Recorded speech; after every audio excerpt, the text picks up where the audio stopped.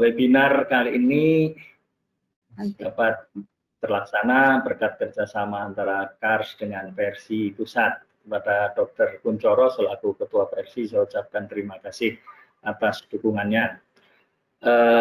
Bapak Ibu yang saya hormati, webinar pada hari ini berjudul Pelayanan Risiko Tinggi Hemodialisis di Era COVID-19. Di dalam pelayanan risiko tinggi hemodialisis ini, Bapak Ibu, itu di Komisi Akreditasi dilakukan dengan survei terfokus atau disingkat survok. Survok itu adalah survei yang langsung terbatas dalam lingkup konten dan lamanya dan dirancang untuk mengumpulkan informasi tentang suatu masalah standar atau elemen penilaian secara spesifik atau pelayanan risiko tinggi. Nah, survei pelayanan risiko tinggi itu semuanya ada 18, diantaranya adalah hemodialisis. Dan survei pelayanan risiko tinggi ini dilakukan apabila rumah sakit telah terakreditasi. Kemudian rumah sakit tersebut membuat pelayanan risiko tinggi yang baru. Misalnya sebuah rumah sakit sudah akreditasi, kemudian dia membuat pelayanan hemodialisis baru. Maka rumah sakit ini pelayanan hemodialisisnya wajib dilakukan survei. Ya. Kalau yang pada waktu akreditasi sudah ada, maka itu tidak harus dan tidak wajib untuk mengajukan survei. Bapak Ibu yang saya hormati, di era COVID-19 tentu saja kita mesti harus meminimalisasi kemungkinan kontak. Oleh karena itu, apabila rumah sakit menginginkan, kami bisa melakukan memfasilitasi survei dengan telekonferensi, termasuk juga survei untuk hemodialisis dengan telekonferensi. Hemodialisis merupakan salah satu terapi untuk pengganti ginjal atau renal replacement therapy yang menggunakan alat khusus dengan tujuan mengatasi gejala dan tanda akibat laju filtrasi glomerular atau LFT yang rendah. Tindakan hemodialisis yang tidak sesuai standar dapat membahayakan pasien. Oleh karena itu, kepatuhan terhadap standar yang telah ditetapkan baik pada input maupun proses merupakan suatu hal yang sangat esensial agar keselamatan pasien dapat terjaga sehingga hemodialisis dapat diharapkan akan memperpanjang usia maupun meningkatkan kualitas hidup pasien. Konsep hemodialisis di dalam survei adalah tindakan yang dilakukan komprehensif sesuai standar profesi, dalam hal ini standar ditetapkan oleh Pernefri. Di samping itu, peralatan yang tersedia harus memenuhi ketentuan yang ada. Semua tindakan harus terdokumentasi dengan baik, harus ada sistem monitoring dan evaluasi. Dan komponen dalam standar pelayanan hemodialisis antara lain terdapat elemen patient safety, kualitas air, pemeliharaan alat medik, sterilitas, dan juga pengelolaan dari limbahnya. Pada era COVID sekarang ini, pelayanan hemodialisis tetap dapat berlangsung. Tadi kita fasilitasi dengan pelayanan secara online. Dan pelayanan hemodialisis harus tetap berlangsung dengan baik, karena termasuk pelayanan yang tidak bisa ditunda. Oleh karena itu, webinar ini kami anggap perlu diadakan untuk meningkatkan pengetahuan, pemahaman tentang survei hemodialisis, khususnya di era COVID-19. Terima kasih saya ucapkan kepada Dr. Aida Lydia, PhD, spesialis penyakit dalam KGH, selaku Ketua Pernefri, yang berkenan menjadi pemateri pada hari ini. Demikian juga kepada Dr. Niko Alumenta,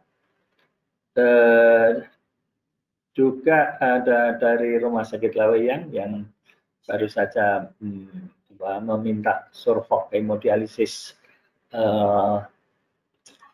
dengan telekonferensi Dr. Pipik SPPD, ada Dr. Beno Harman dari BPJS. Terima kasih sudah berkenan mengikuti acara ini.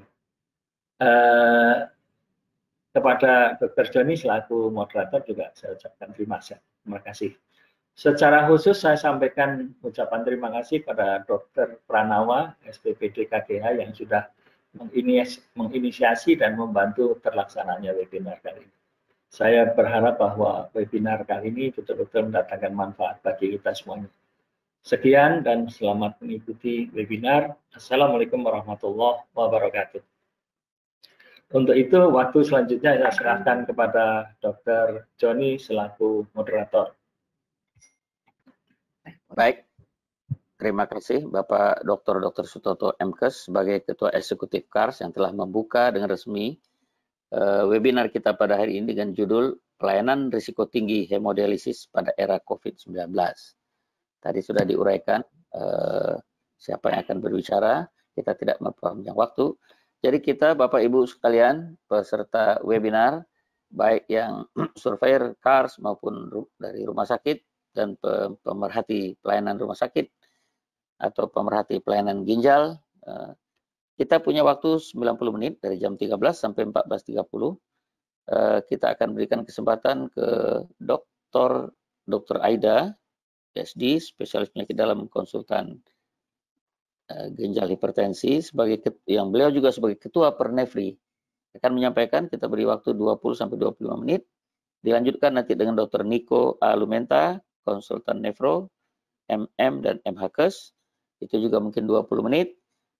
Nanti sudah ada pembicara pendamping yaitu Ibu Pipik SPPD, Ibu Pipik dari Rumah Sakit Lewiliang, bisa menguraikan pengalaman beliau di Survok. Dan Pak Beno Harman kita harap juga bisa dapat memberikan ulasan terkait dengan BPJS.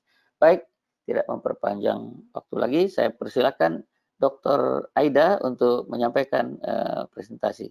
Silakan Dr. Aida. Terima kasih Bapak Moderator. Selamat siang. Assalamualaikum warahmatullahi wabarakatuh. Yang saya hormati Dr. Kuncoro, Dr. Sutoto, Dr. Joni Darmajaya sebagai moderator, dan juga Dr. Niko Lumenta.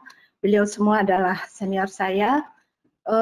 Saya mengucapkan terima kasih atas kesempatan yang diberikan kepada Pernefri untuk ikut serta dalam diskusi mengenai layanan risiko tinggi hemodialisis di era COVID-19. Saya minta izin untuk sepintas menayangkan sedikit data tentang kronik kidney disease di Indonesia. Kemudian kita akan masuk kepada layanan hemodialisis dan COVID-19, bagaimana pencegahan penularan penyakit. Kita mengetahui bahwa begitu pasien masuk kepada end stage kidney disease, gagal ginjal, maka sebenarnya dia mempunyai 3 pilihan modalitas terapi. Yang pertama hemodialisis atau HD, yang kedua ada pilihan peritoneal dialisis, CAPD, dan yang ketiga transplantasi ginjal. Sebetulnya ketiga modalitas ini saling integrated, jadi saling menopang satu sama lain, karena suatu hari pasien HD bisa menjalani CAPD, pasien CAPD bisa menjalani transplantasi ginjal, dan mereka bertiga modalitas ini saling mendukung satu sama lain sebetulnya. Kami mempunyai data dari Indonesian Renal Registry, jadi Pernefri itu mempunyai registry ginjal yang dirintis oleh senior kami mulai tahun 2007, dan makin ke sini datanya makin baik karena makin lengkap walaupun tidak lengkap sekali. Kita tahu bahwa data itu amat penting bagi kita untuk mengambil kebijakan, baik juga bagi Kementerian Kesehatan, dan kami sering dimintain data mengenai hal-hal yang terkait dengan penyakit ginjal kronik. Sepintas kita lihat data 2017 dan 2018, ini adalah data pasien yang menjalani hemodialisis di Indonesia. Meningkat demikian cepat, ya. 2017 itu jumlah pasien 77.000 lebih, tetapi pada 2018 itu menjadi 132.000 lebih. Jadi dalam 1 tahun meningkat jumlahnya 54.000 lebih. Kemungkinan besar ini juga karena pasien-pasien dengan HD, saya meningkat HD untuk hemodialisis, ini juga ditunjang oleh BPJS. Kalau kita lihat penyebab terbanyak dari penyakit ginjal kronik atau gagal ginjal di Indonesia, kita mendapatkan data paling banyak itu karena hipertensi. Ini data 2018, 36%, dan penyebab kedua yang terbanyak adalah karena diabetes. Kemudian dari data yang kami dapat, kami juga bisa memperkirakan, walaupun ini angka yang tidak tepat betul, prevalensi penyakit ginjal kronik yang gagal ginjal di Indonesia itu sekitar 499 per juta penduduk. Pada kesempatan ini kami ingin mengucapkan terima kasih kepada para unit HD dan rumah sakit yang sudah mengirim datanya ke Pernefri, dan data ini dikirimkan oleh unit HD setiap 6 bulan. Dan mudah-mudahan ke depan data kita akan makin lengkap. Bapak Ibu yang saya hormati, di Indonesia jumlah nefrologis atau dokter konsultan ginjal hipertensi itu amat sedikit. Oleh karena itu, Kementerian Kesehatan sudah membuat pedoman pelayanan hemodialisis itu dimulai di tahun 2008, ini juga dibuat bersama Pernefri, dan juga ada Permenkes tahun 2010 nomor 812 yang saat ini dalam revisi. Berdasarkan ini, kita membuat aturan-aturan untuk layanan dialisis di Indonesia, membuat pedoman-pedoman. Lalu untuk jumlah nefrologis yang kurang, bagaimana kita mensiasatinya, ini sudah berlangsung sejak lama. Jadi di tempat unit dialisis yang tidak ada konsultan ginjalnya, itu ada seorang supervisor yang tidak perlu mempunyai SIP karena sifatnya hanya konsultan untuk meningkatkan mutu layanan dialisis dan konsultasi di mana perlu. Tetapi ada internis yang bersertifikat sebagai DPJP dan beliau mempunyai SIP di unit dialisis itu. Kemudian ada dokter umum yang juga menjalani pelatihan dan bersertifikat, ini sebagai dokter pelaksana HD. Dengan demikian kita bisa mengharapkan bahwa layanan dialisis untuk pasien-pasien kita dapat berjalan dengan kualitas yang baik dari waktu ke waktu. Bapak Ibu sekalian, hemodialisis menjadi modalitas utama di Indonesia. Sebanyak 98%. Jadi yang menjalani transplantasi dan CAPD itu amat sedikit. Tapi kalau kita lihat juga tidak merata, paling banyak di kota-kota besar, di Pulau Jawa, Bali, Sumatera, dan tidak banyak di Kalimantan, apalagi di Papua. Oleh karena itu tepat kiranya kalau kita pada hari ini berdiskusi yang difokuskan kepada layanan dialisis. Mengenai data COVID di Indonesia, kita mengetahui bahwa kalau di dunia sudah 3,8 juta lebih, dan data terakhir kemarin dikatakan 12.000 lebih yang terkonfirmasi COVID-19, dan 930 hampir 1.000 diantaranya meninggal dunia. Jadi datanya meningkat dari waktu ke waktu walaupun kita lihat ada fluktuasi setiap hari. Nah, mengenai spektrum penyakitnya dikatakan bahwa sebenarnya bisa mengenai semua organ. Walaupun yang utama adalah organ paru-paru, tetapi ada orang-orang tertentu yang memang rentan untuk terkena COVID-19, dikatakan yaitu usia tua, kemudian pasien-pasien dengan komorbid, ya. Karena memang reseptor dari virusnya untuk masuk ke dalam sel host atau sel inang ternyata memang didapatkan hampir di semua organ. Jadi tidak bisa kita mengerti bahwa organ ginjal juga terdampak. Pada kesempatan ini kami akan membagi dua dampak pada ginjal, yaitu pasien yang tadinya fungsi ginjalnya baik, kemudian terkena infeksi COVID-19 yang berkomplikasi pada ginjal, sehingga menjadi acute kidney injury dan memerlukan hemodialisis. Yang kedua adalah pasien yang menjalani HD rutin, kemudian terinfeksi dengan COVID-19.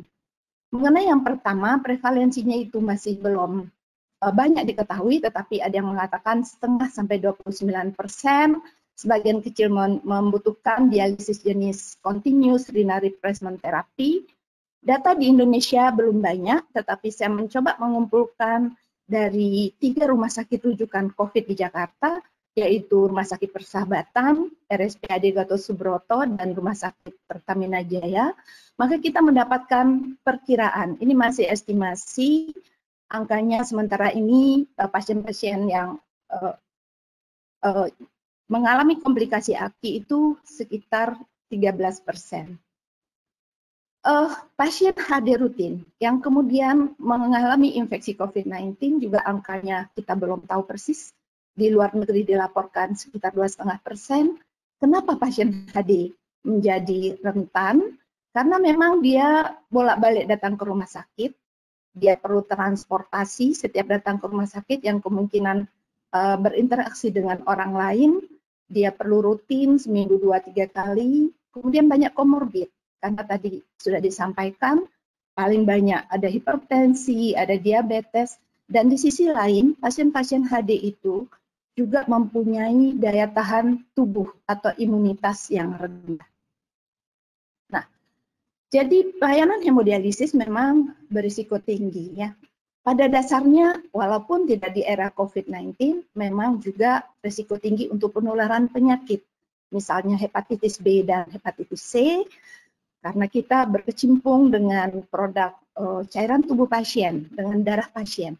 Di era pandemi, tadi sudah disampaikan, rentan untuk tertular COVID-19, pasiennya menjalani HD itu 4-5 jam setiap kali HD, kemudian tadi transportasi juga meningkatkan risiko, dan hal lain juga yang membuat risiko tinggi adalah tidak hanya semata karena infeksi, tetapi ada kemungkinan pasien-pasien HD kita itu mengalami keterlambatan untuk mendapatkan tindakan HD-nya apabila unitnya belum siap untuk melayani pasien dengan COVID-19. Di sisi lain, tenaga kesehatan yang melayani pasien HD, baik dokter maupun perawat maupun staf administrasi, juga menjadi rentan untuk tertular.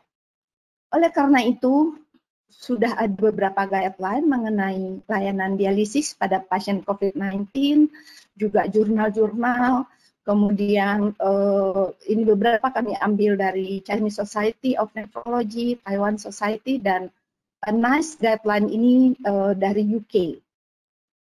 Pernefri kemudian juga merasa perlu membuat suatu panduan untuk pasien HD yang terinfeksi COVID-19. Kami pertama kali membuat panduan tanggal 17 Maret tahun 2020, tetapi kami kemudian melihat banyak referensi baru dan kami merasa perlu diperbarui. Kami membuat revisi pada tanggal 20 April tahun 2020. Pada intinya isi panduan ini menyangkut kepada pasien, keluarga, dan pengantar pasien, kemudian tenaga kesehatan, bagaimana dokter dan perawat, juga bagaimana unit dialisis dan rumah sakit itu sendiri. Pertama kali, kita perlu memberikan edukasi atau pemahaman kepada pasien dan keluarga, yaitu mengenai gejala infeksi COVID-19, seperti lemas, demam, sakit tenggorokan, ya, diare, kehilangan penciuman, agar dia melaporkan kepada staf dialisis. Kemudian kita mengajarkan etiket batuk yang benar, menjaga kebersihan tangan, tidak menyentuh muka, menggunakan masker, dan juga bagaimana menjaga jarak. Panduan untuk pasien dan pengunjung juga kami tekankan bahwa sebelum datang ke rumah sakit, bila kemudian pasien itu mengalami gejala-gejala yang tadi sudah disebutkan, sebaiknya dia telepon dulu ke unit HD sebelum dia datang, agar staf HD-nya sudah siap. Kemudian pengantar pasien yang mengalami juga gejala yang sama, agar menunda kunjungan ke rumah sakit. Jadi tidak usah mengantar pasien, agar orang lain yang mengantar, orang lain yang sehat. Kemudian pasien dialisis juga dihimbau untuk sementara tidak menggunakan transportasi umum. Ini tentunya sulit di Indonesia, karena kita mengetahui bahwa tidak semua pasien kita mempunyai kendaraan sendiri. Lalu pasien diminta datang tepat waktu agar dia tidak terlalu lama menunggu, karena pada saat dia menunggu di ruang tunggu, ada kemungkinan terpapar. Kalau dia datang lebih awal, disarankan dia untuk menunggu di kendaraannya saja. Di ruang tunggu disediakan fasilitas cuci tangan, hand sanitizer atau wastafel dengan sabunnya. Kemudian juga di ruang tunggu diatur tempat duduk sedemikian rupa sehingga physical distancing bisa terjamin. Dan tentunya pasien atau pengantar pasien bila dia perlu masuk ke ruang HD, dia harus mencuci tangan terlebih dahulu. Dan bagi pasien yang cukup baik keadaannya, tidak perlu diantar masuk ke ruang HD. Cukup pasien bisa berjalan sendiri. Nah, kemudian unit dialisis, walaupun kita tahu di depan, di pintu gerbang rumah sakit, selalu dilakukan screening. Selalu dilakukan pengukuran suhu, kemudian juga ditanya apakah pasien demam atau tidak. Tetapi di unit HD, screening ini kembali dilakukan, ya, dengan gejala infeksi saluran nafas tadi yang sudah disebutkan, apakah pasien ini memiliki kontak dengan orang yang terinfeksi atau orang dalam pengawasan, kemudian apakah bepergian ke negara yang terdampak atau daerah-daerah yang termasuk zona merah. Seperti itu. Lalu tentu perawat memeriksa suhu tubuh pasien sebelum memulai dialisis. Ini sudah rutin sebenarnya walaupun bukan di era pandemi. Tekanan darah, kemudian juga pola pernafasan ini juga diperhatikan. Dan semua pasien harus memakai masker. Disarankan bisa memakai masker kain yang 3 lapis, atau bisa juga memakai masker bedah. Tetapi kalau ada gejala saluran nafas, maka pasien dianjurkan untuk memakai masker bedah. Sebaiknya di unit dialisis juga dipasang seperti tanda di pintu, misalnya kalau Anda mengalami gejala infeksi saluran nafas, bila Anda demam, walaupun kita sudah berikan edukasi, mungkin ini akan membuat pasien lebih waspada dan segera memberitahu kepada staf dialisis. Dan unit dialisis juga memberikan edukasi, memastikan apakah edukasi yang diberikan itu benar-benar sudah dipahami atau tidak. Karena pengalaman kami, sering edukasi ini tidak cukup kita berikan satu kali dan kadang-kadang perlu kita ulang-ulang. Kemudian unit dialisis juga diminta untuk menyiapkan perangkat untuk cuci tangan, menyiapkan tisu, kemudian wadah untuk membuang tisu yang tidak bisa disentuh, ya. Kemudian mengontrol ruang tunggunya, karena barangkali di awal terlihat cukup baik, physical distancing, jaga jarak, tapi kemudian menjadi ramai karena banyak pengunjung atau keluarga pasien yang datang. Bagi pasien atau pengunjung yang kemudian memiliki gejala, maka staf dialisis melaporkan kepada tim COVID-19 rumah sakit dan dilakukan swab sesuai dengan kebijaksanaan rumah sakit setempat. Bagaimana untuk staf dialisis? Staf dialisis juga demikian, bila dia mengalami gejala-gejala infeksi saluran nafas, dia harus segera melapor ke pimpinan dialisis, ya. Dan pimpinan dialisis juga hendaknya memberikan kebijakan yang fleksibel untuk staf yang mengalami gangguan kesehatan, apakah untuk cuti atau beristirahat. Untuk yang mengalami gejala infeksi saluran pernafasan, sebaiknya dia tidak bekerja, kemudian melapor ke pimpinan unit dialisis untuk kemudian ditindaklanjuti untuk proses diagnosis dan terapi. Apakah juga terinfeksi COVID-19 atau hanya infeksi biasa. Semua staf dialisis yang terdiri dari dokter, perawat, teknisi, ini hendaknya mendapat pelatihan atau in-house training mengenai COVID-19 secara umum. Dan juga hendaknya diatur mengenai jam makan dari staf dialisis atau para perawat. Jadi sebaiknya tidak bersamaan, tetapi diatur sedemikian rupa sehingga bergantian jadwal makannya untuk menghindari paparan satu sama lain. Tentunya juga jangan lupa bahwa petugas kesehatan diberikan istirahat yang cukup, jangan sampai shiftnya sampai ada shift ketiga keempat, bagaimana mengatur sedemikian rupa, karena harus menjaga daya tahan tubuh.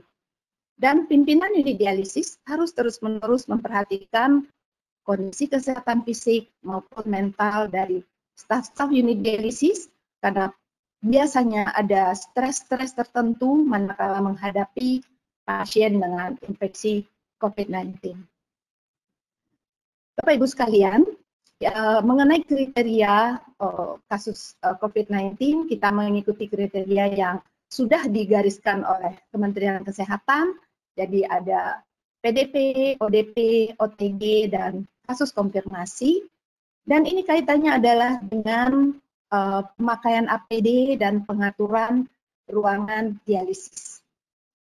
Pasien-pasien yang diduga terinfeksi diklasifikasikan sesuai dengan klasifikasi tadi, dan bagaimana penentuan pelayanan ruangan, pasien konfirmasi, dan pasien PDP hendaknya di-HD di ruang isolasi yang airborne. Ya.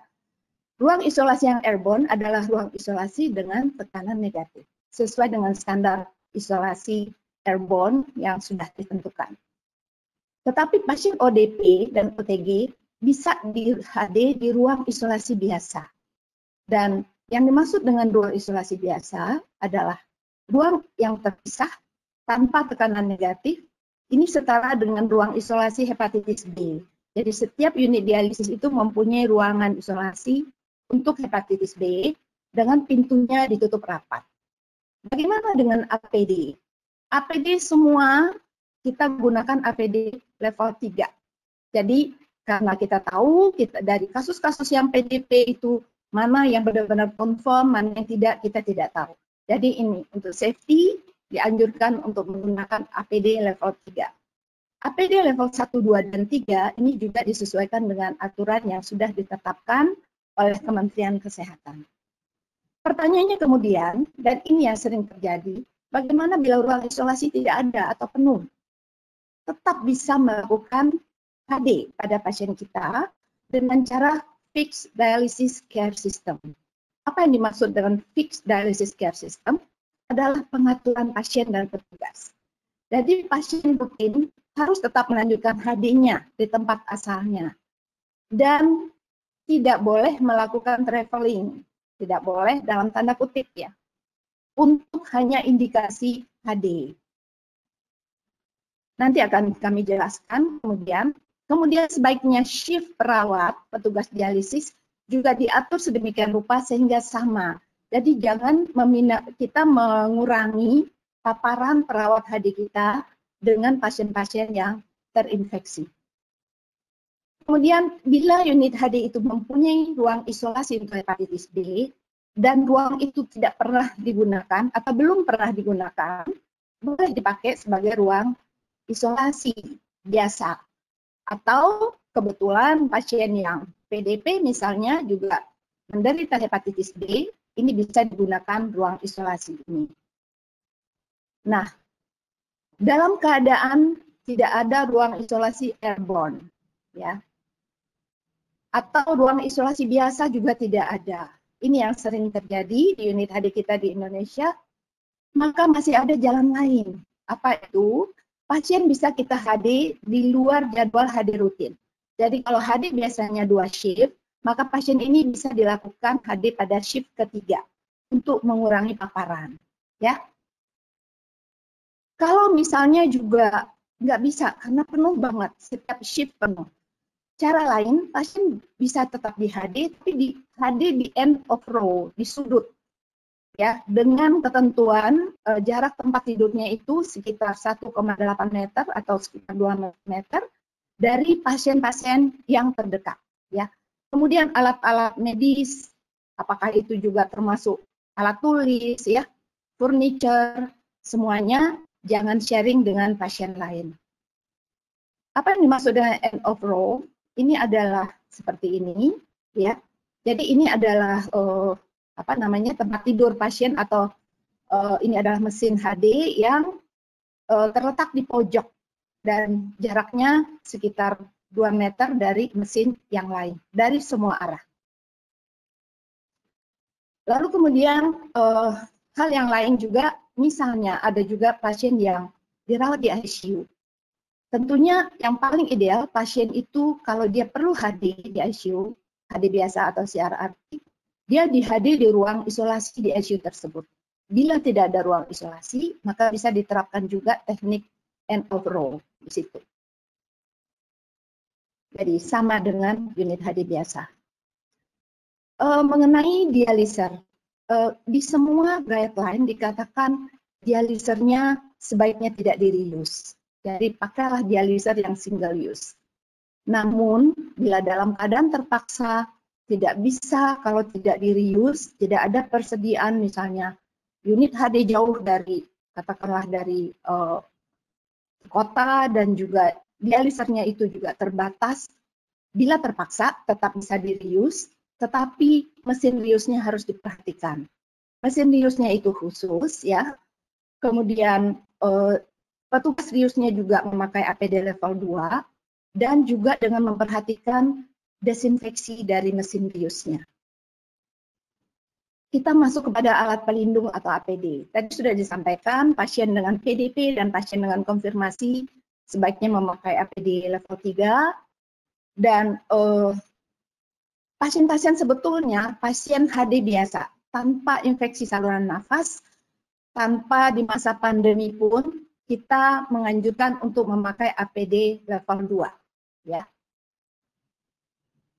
Nah, gaun isolasi atau jumpsuit ini harus dipakai ketika memulai dan mengakhiri perawatan dialisis pada pasien PDP dan pasien yang konfirmasi. Jangan lupa melepas APD juga harus di tempat tersendiri, di wadah khusus yang sudah disediakan oleh rumah sakit. Sarung tangan, masker, alat pelindung mata, ini juga harus setiap saat digunakan. Jangan menganggap kacamata biasa atau lensa mata sudah cukup untuk melindungi mata, tetapi harus memakai pelindung mata khusus, apakah itu goggles atau face shield, itu boleh. Dan ini mengenai alat pelindung diri, level 1, ya, ini pada pasien dengan COVID-19 atau di ruang HD saat ini tidak digunakan, jadi kita menggunakan level 2 dan level 3. Pada pasien non-infeksi digunakan level 2, ya, yaitu ada penutup kepala, pelindung mata, masker bedah, kemudian tentunya sarung tangan, dan juga gaun. Tetapi pada pasien PDP dan pasien yang terkonfirmasi menggunakan APD level 3, lengkap sekali, jumpsuit, penutup kepala, face shield, kemudian juga masker N95, ya, atau yang ekuivalen dengan N95, menggunakan gaun, kemudian sarung tangan, kita gunakan 2 lapis, kemudian juga sepatu boot. Jangan lupa pada saat memakai APD, tempatnya terpisah dengan pada saat melepas, dan harus diperhatikan betul karena dikatakan bahwa ruangan yang digunakan untuk melepas APD itu juga sangat rawan untuk penularan COVID-19. Rumah sakit dan unit HD hendaknya menyediakan APD dengan jumlah yang cukup untuk unit HD. Karena kita tahu di sini rentan sekali untuk penularan dan semua fasilitas yang diperlukan untuk pencegahan infeksi hendaknya benar-benar disiapkan. Panduan desinfeksi untuk peralatan medis dan untuk ruang dialisis.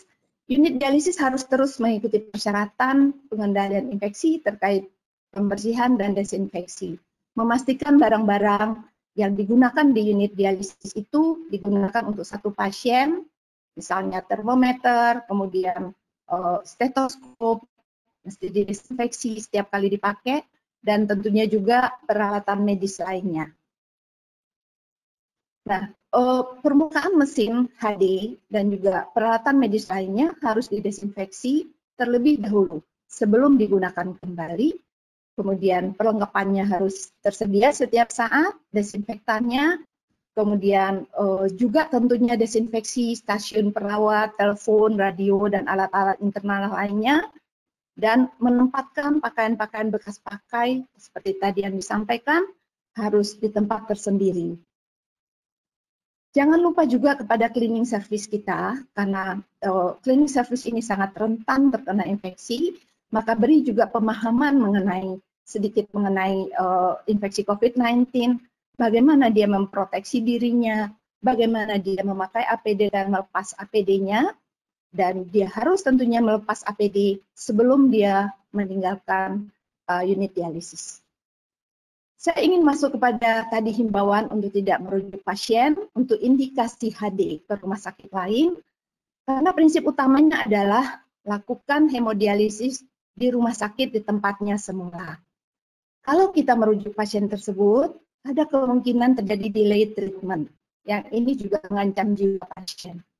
Kemudian mengurangi risiko pada saat transportasi, dan juga menghindari komplikasi yang mungkin terjadi selama perjalanan ke rumah sakit rujukan. Jadi harus dilihat betul kondisi pasien. Ini ada 2 ilustrasi kasus yang ingin saya sampaikan. Ini real kasus yang mungkin juga Bapak Ibu sempat membaca di media sosial. Suatu hari istri seorang pasien menulis di medsos bahwa suaminya ditelantarkan di sebuah rumah sakit. Sebut saja rumah sakit B. Katanya suaminya itu sesak napas tapi ditelantarkan saja. Setelah kami menelpon sejawat rumah sakit tersebut, sebetulnya apa yang terjadi, pasien ini sebetulnya HD rutin di rumah sakit A. Tetapi karena statusnya PDP, maka dirujuk ke rumah sakit B. Karena rumah sakit B ini lebih besar. Kemudian di rumah sakit B, ternyata tempat HD-nya penuh. Kemudian pasien harus menunggu di IGD tempat yang kosong. Pasien terpaksa menunggu dan pada saat itu dia mengalami fluid overload, memang sesak napas. Dan masalahnya sebenarnya adalah dokter di rumah sakit A tidak menghubungi dokter di rumah sakit B terlebih dahulu. Jadi tidak ada komunikasi. Apakah ada tempat atau tidak. Ilustrasi yang kedua, seorang pasien juga dirujuk oleh suatu rumah sakit karena juga katanya PDP. Ini saya menemui sendiri kasusnya. Namun sampai di rumah sakit yang dituju, pasien itu ternyata mengalami gagal napas. Karena dia mengalami juga overload cairan yang cukup berat, dan pada saat sampai, pasien terpaksa diintubasi, kemudian pasien dirawat di ruang ICU, dan hemodialisis terpaksa dikerjakan di ruang ICU. Tentu ini juga akan mempengaruhi prognosis dan juga biaya menjadi besar. Oleh karena itu, kita tidak hanya perlu mencegah penularan infeksi COVID-19, tetapi juga kita perlu memastikan bahwa pasien kita mendapat layanan HD tepat waktu, sesuai dengan jadwalnya. Belum lama ini, kami menerima email dari Asia Pacific Society of Nephrology yang ditujukan kepada Nephrology Society di Asia. Ada beberapa panduan yang diberikan, salah satunya adalah place of dialysis treatment. Patient should continue hemodialysis at original hemodialysis center and not change to another center. Jadi sama juga pesannya. Tentu saja Bapak Ibu sekalian, pada keadaan tertentu ada pasien yang memang indikasi dirujuk ke rumah sakit lain, mungkin karena indikasi lain.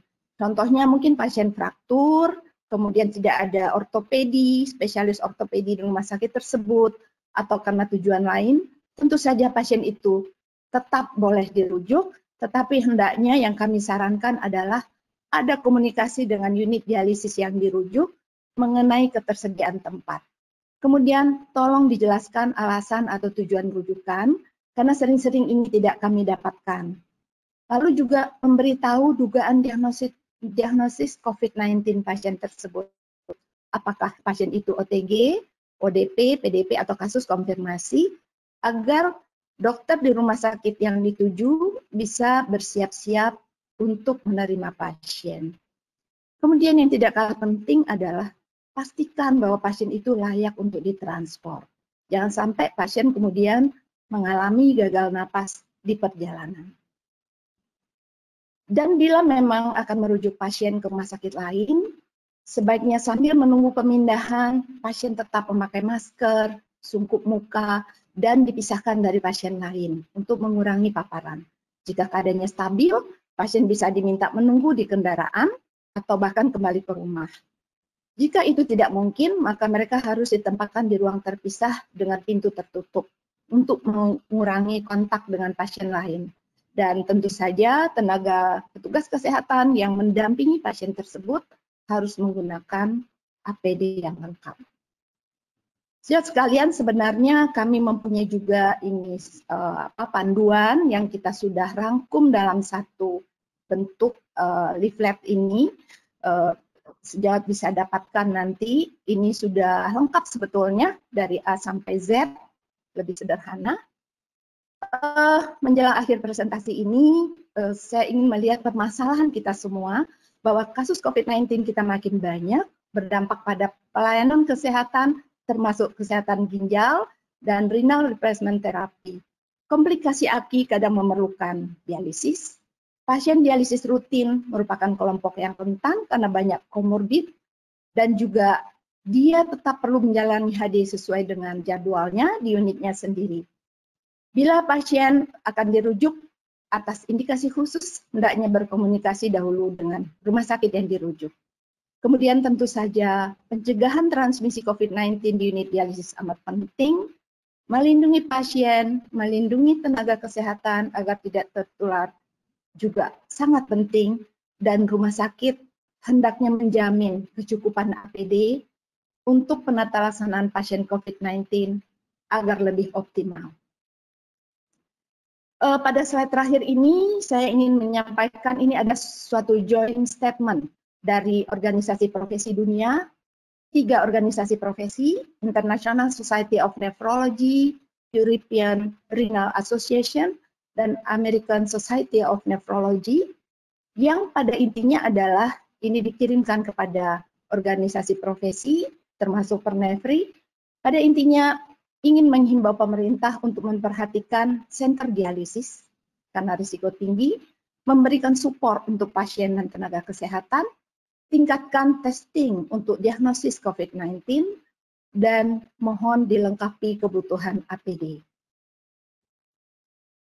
Sebenarnya kami juga mempunyai panduan untuk pasien peritoneal dialisis, namun karena waktu tidak cukup untuk kami paparkan di sini.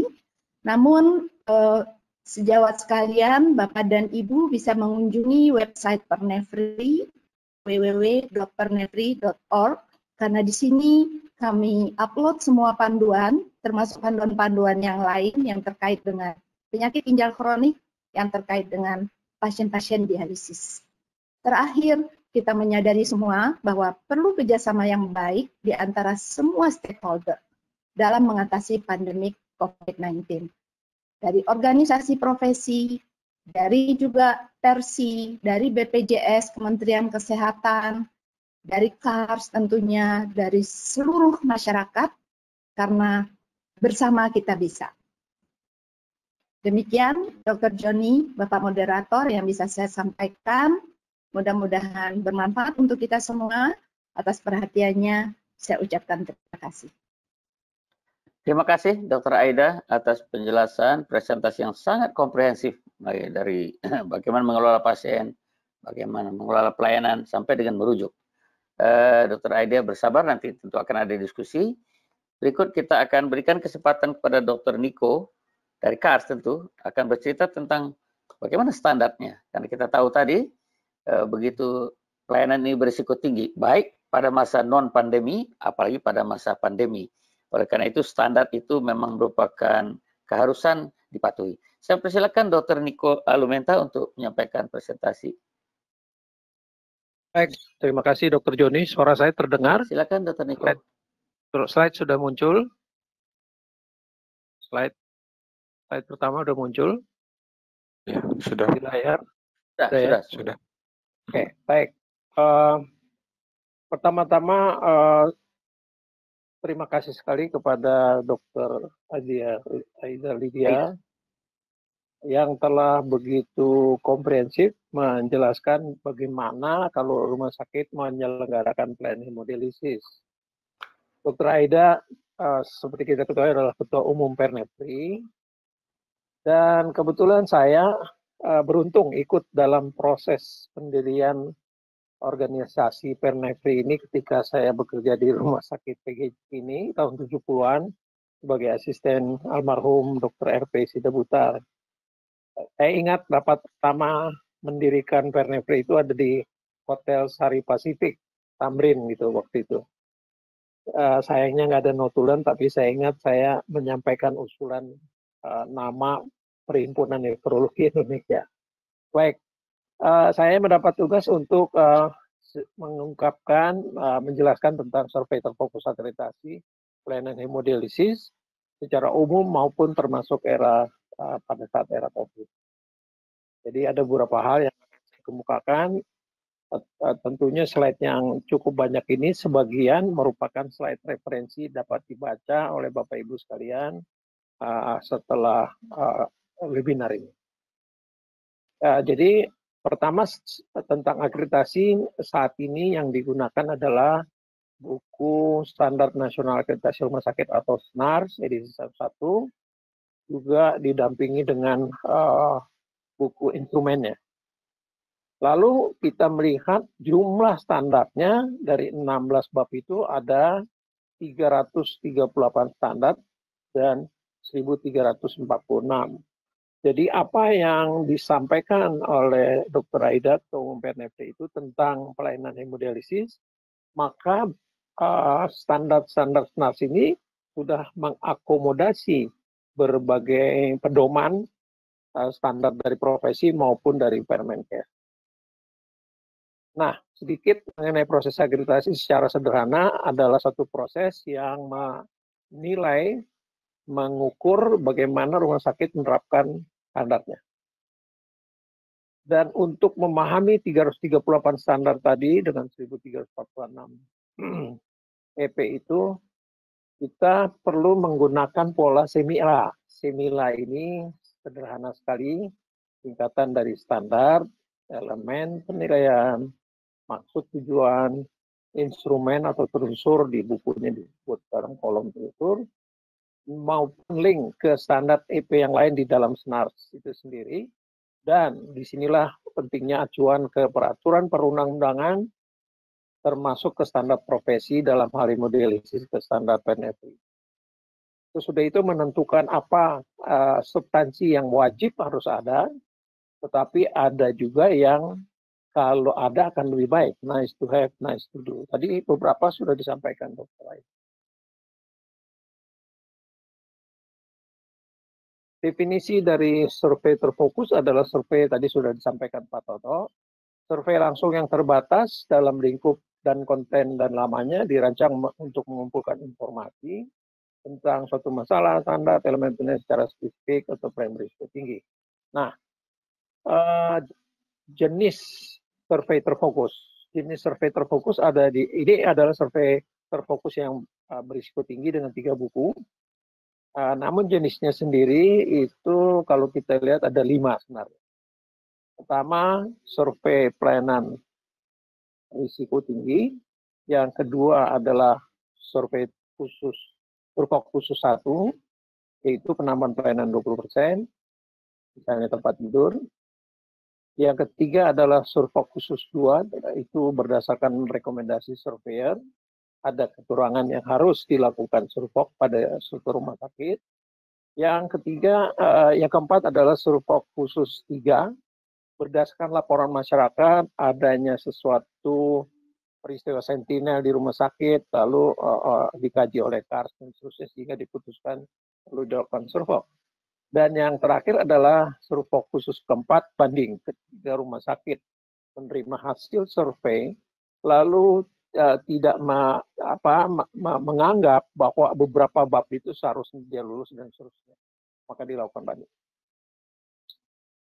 Nah, kalau kita melihat hemodialisis ada di dalam jenis survei pelayanan risiko tinggi dan dia masuk ke dalam tujuan survei tentu hemodialisis. Ini buku A. Di dalam buku A, sekian halaman itu buku B seperti ini, buku C. Jadi survei pelayanan risiko tinggi terdapat 18 tujuan survei. Dan survei khusus 1 itu ada 7 tujuannya. Survei. Misalnya perubahan nama, misalnya kenaikan kelas dari C ke B, atau rumah sakit berubah dari rumah sakit ibu dan anak khusus menjadi rumah sakit umum. Nah, ini semua masuk dalam tujuan survei pada survei khusus 1. Survei khusus 2 berdasarkan rekomendasi surveyor atau survei khusus 3 laporan masyarakat. Inilah topik-topik tujuan survei yang mengharuskan rumah sakit itu untuk dilakukan survei. Dan yang terakhir survei keempat. Nah, kita masuk ke plan risiko tinggi hemodialisis dalam senar 11 itu masuk ke dalam PAP 3. Rumah sakit menetapkan regulasi bahwa asuhan pasien risiko tinggi pemberian pelayanan risiko tinggi diberikan berdasarkan bla bla bla. Dan secara khusus satu standar untuk hemodialisis adalah di PAP 36. Regulasi mengarahkan asuhan pasien dialisis dan ada 3 EP-nya. Regulasinya, bukti pelaksananya, dan evaluasi kondisi, yaitu melakukan asesmen awal lagi. Dan ini adalah instrumennya telusur yang buat rumah sakit atau buat provider harus dicari, ditetapkan fakta-fakta tentang bukti-bukti ini untuk kemudian diberikan scoring. Nah, kita masuk kepada instrumen akreditasi survei terfokus. Ada 4 bentuknya dalam instrumen itu. Form A, screening survey. Form B adalah skenario survey, nanti akan saya jelaskan. Form C instrumen survei sendiri, dan form D adalah tabel rekapitulasinya. Nah, kita masuk ke form A, screening survei-nya.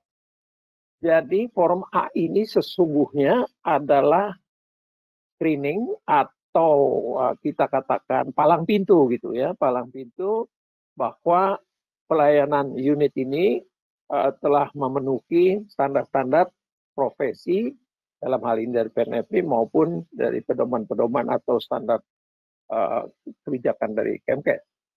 Jadi di sini ada aspek perizinan, ada pimpinan, tadi Dr. Aida sudah menjelaskan, supervisornya, kepala penanggung jawabnya, atau dokter ruangannya, ketenagaan, medis, keperawatan, lalu sarana-sarananya, persyaratan keamanannya, genset, APAR, dan seterusnya, kemudian peralatan, kemudian pengolahan air, water treatment-nya, pencatatan minimal obat, kemudian pencatatan pelaporan. Dan Bapak Ibu sekalian, form A ini pada era COVID, Kars telah menentukan untuk menambahkan apa yang diterbitkan oleh Pernefri tadi.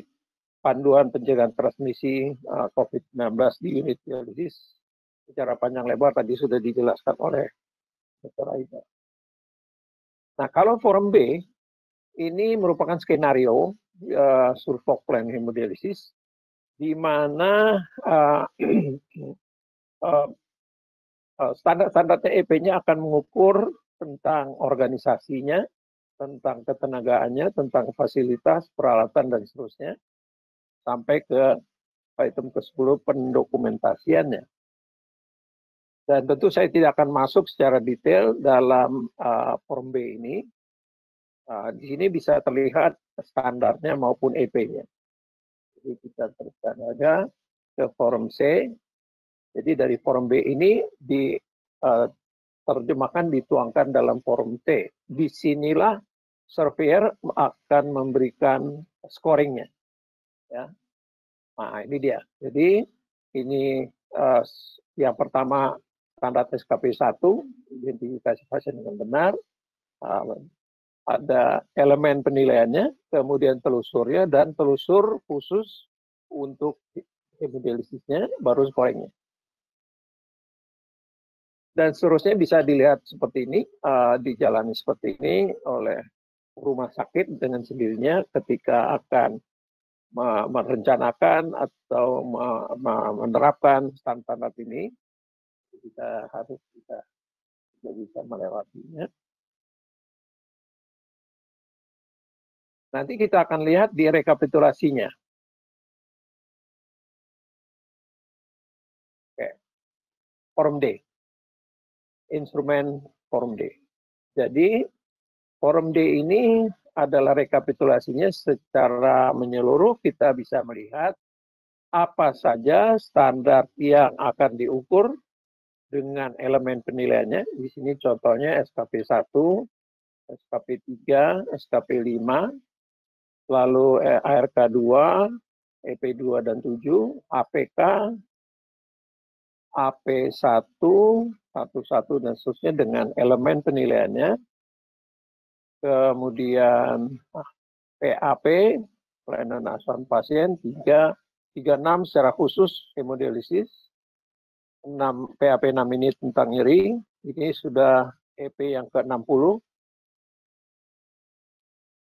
Lanjut ke PKPO, kefarmasian dan penggunaan obat, kemudian manajemen komunikasi edukasinya, pencegahan pengendalian infeksi.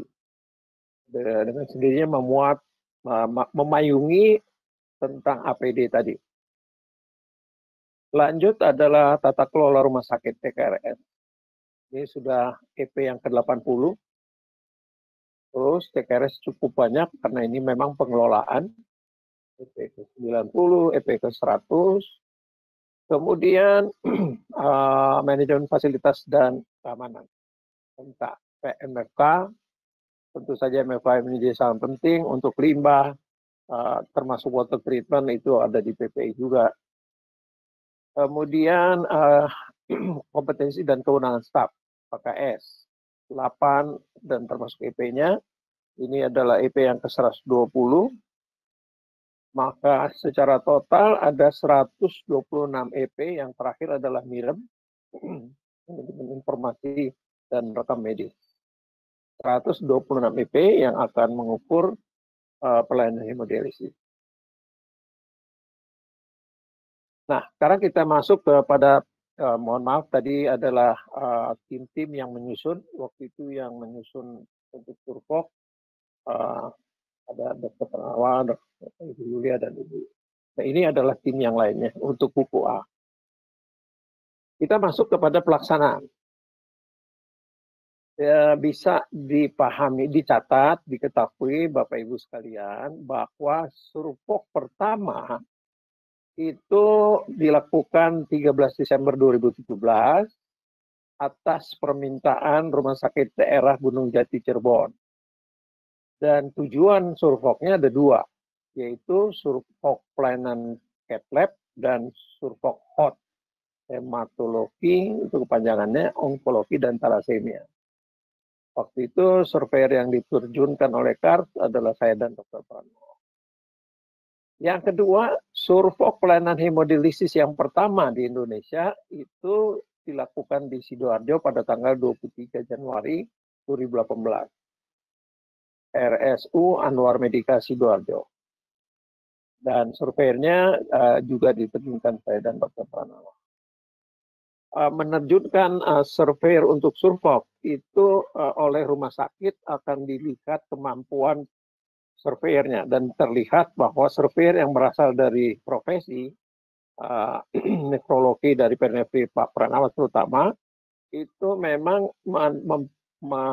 meyakinkan rumah sakit bahwa apa yang dinilai dalam pelayanan hemodialisis itu betul-betul standar-standar, hampir semua standar itu akan dilakukan assessment. Termasuk misalnya sampai pun kepada water treatment, pengambilan sampel endotoksin, dan seterusnya. Nah, beberapa poin penting untuk pelaksanaan survei, tentu saja Survok itu dilakukan oleh KARS atas permohonan dari rumah sakit. Jadi tadi Ketua Eksekutif KARS Dr. Toto telah menjelaskan plan risiko tinggi yang baru memang merupakan wajib, tetapi saat ini dalam era COVID kita masih masukkan kepada sangat dianjurkan. Tapi kalau sudah dilakukan survei reguler pelayanan tersebut, maka itu tidak memerlukan Survok.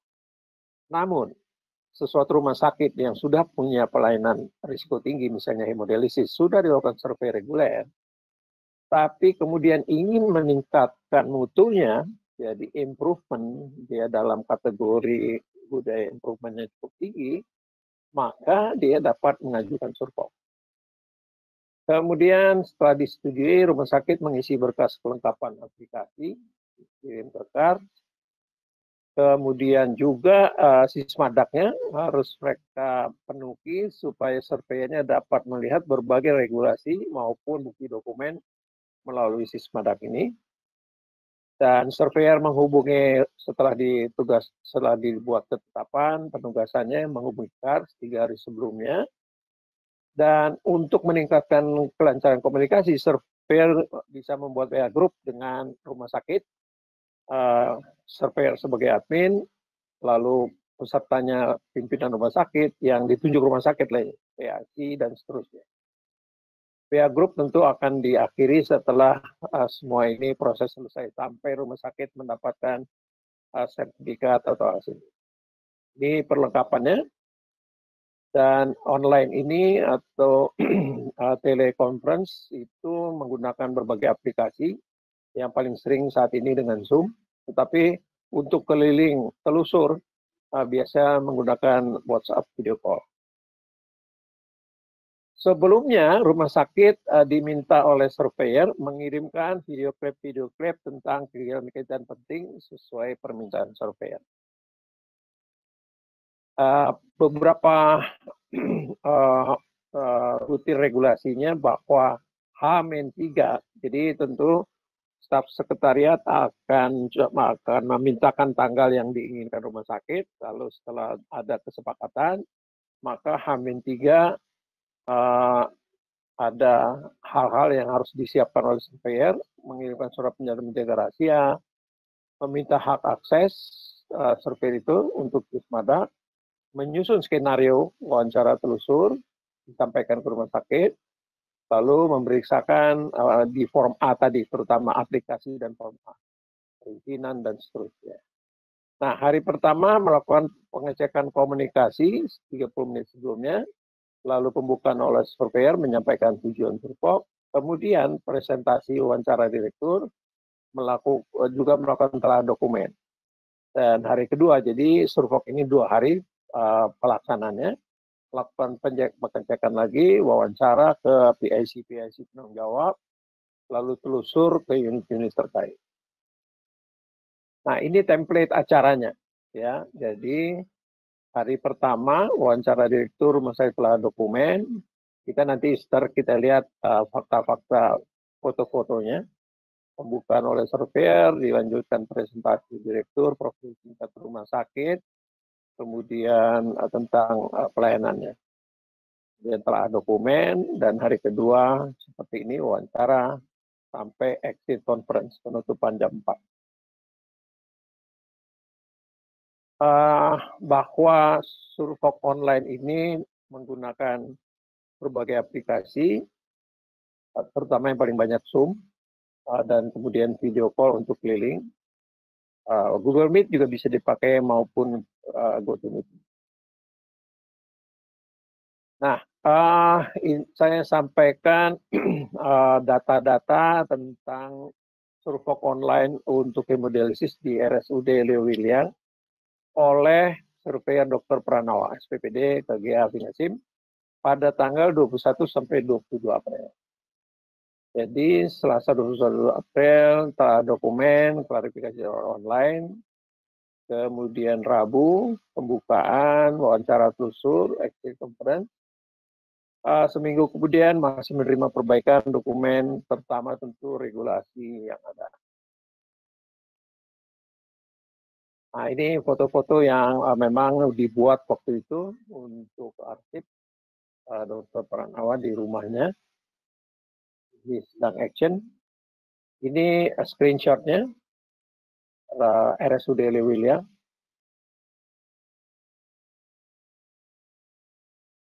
Ini foto dari rumah sakit mengirimkan ke Dr. Pranawa.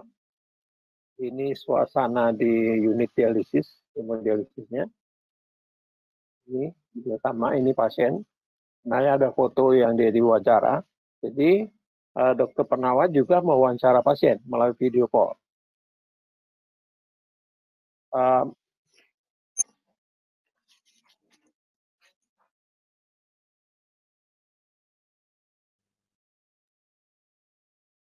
Pak Indra bisa dioper ke sana karena suaranya biasanya nggak keluar.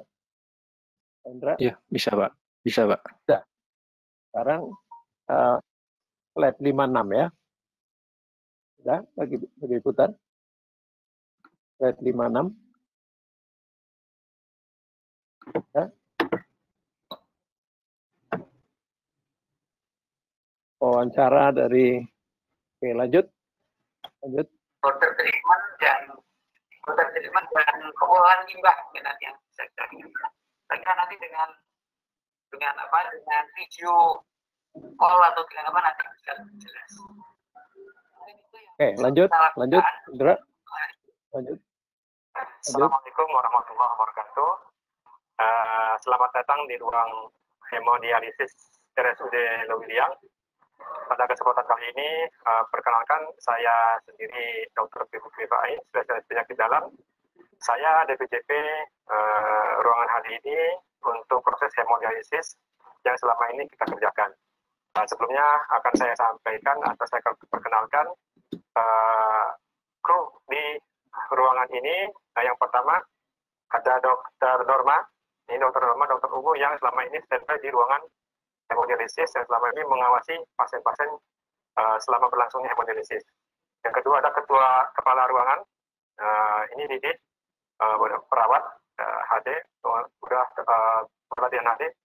Kemudian yang kedua ya, Hari Kamdani. Hari Kamdani ini juga sama, perawat mahir HD. Kemudian Nelly, ya, sama mahir HD. Kemudian Ori, ya, Ori. Yang satu lagi Bu Nelly. Yang dua orang lagi, Jainuddin sama. Oke, baik. Indra, berikut. Baik, ini ruang resus di mana kami pisahkan antara hepatitis C negatif sama hepatitis C positif. Ya, di mana ini kami khususkan hepatitis C negatif. Ini yang positif. Jadi tidak tercampur antara positif dan negatif. Kemudian di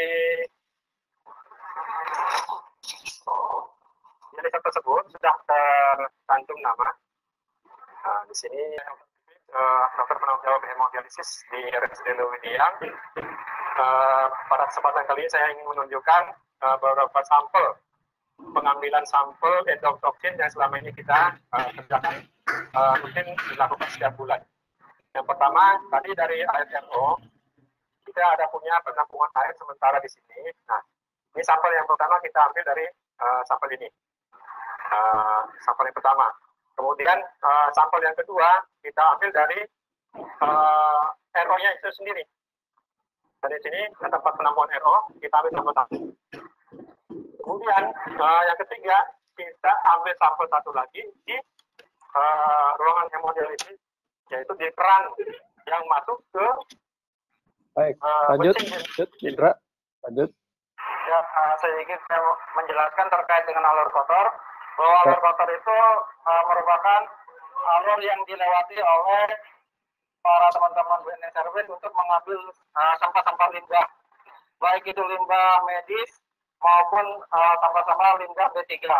Jadi alurnya dari mulai pengambilan sampah infeksius dari sana, nanti melalui alur kotor ini. Baik, lanjut. Alur kotor.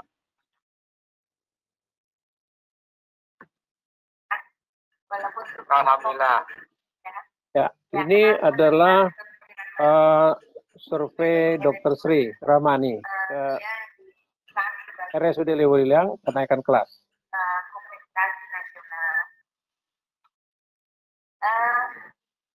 Di hadapan saya ada siapa saja kan? Baik, sebelum itu saya perkenalkan dulu Ibu ya. Saya yang di tengah ini Dr. Pipik, Ketua Akreditasi RSUD Lewiliang. Oh, Dr. Pipik itu laki-laki. Iya, Bu. Selama ini nggak tahu ya. Saya pikir perempuan. Kan sudah saya invite di grup. Iya, betul. Ya, baik. Kemudian di sebelah kanan saya, mungkin mohon maaf ini karena kameranya kebalik Bu ya. Ini sebelah kanan saya. Sebelah kanan saya Direktur RSUD Lewiliang, Dr. Hetty Sandari. Dr. Hetty. Ya, Assalamualaikum. Kemudian di sebelah kiri saya ini lanjut.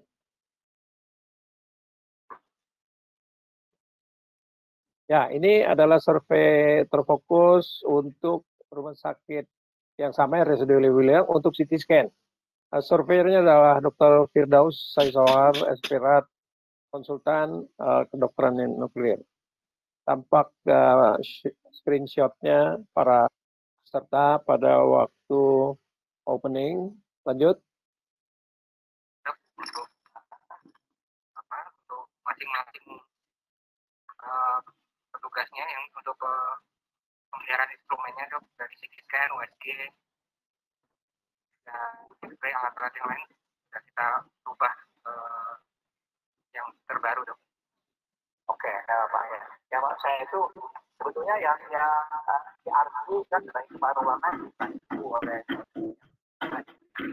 model saya tidak mengatakan pada model ada dua akses dan background. Aksesnya adalah background itu bisa berpindah lanjut.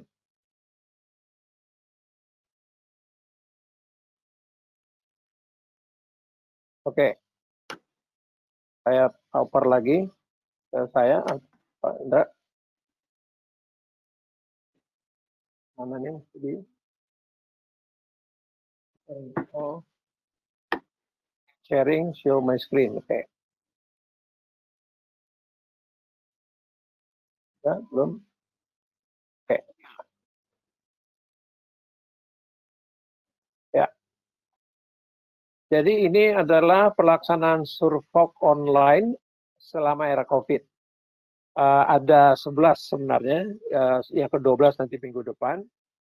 Dari tahun 2017 sampai sekarang ini sudah ada 11 Survok on-site.